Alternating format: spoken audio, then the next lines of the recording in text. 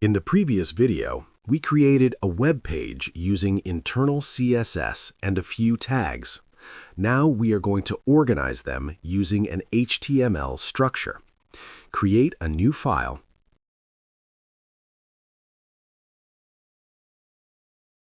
type exclamation mark, and click Enter. Our VS Code automatically creates a basic structure to use. Let's paste the CSS and HTML code inside this structure and run the code.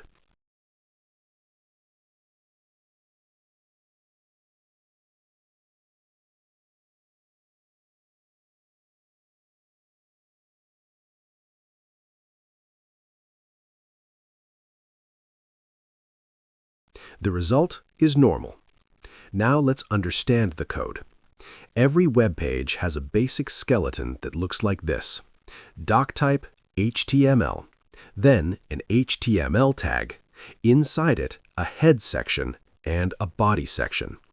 The DOCTYPE HTML at the top tells the browser to use modern HTML rules, not to use old version rules.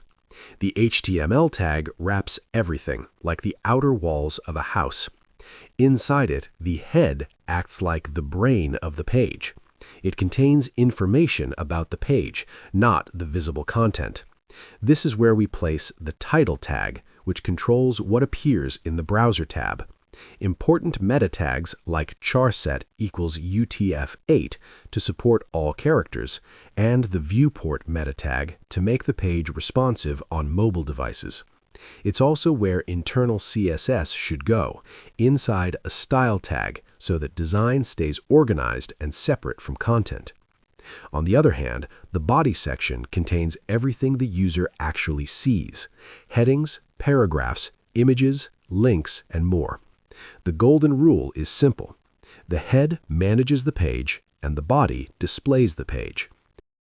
By organizing CSS inside the head and keeping visible HTML content inside the body, your code becomes clean, scalable, and professional.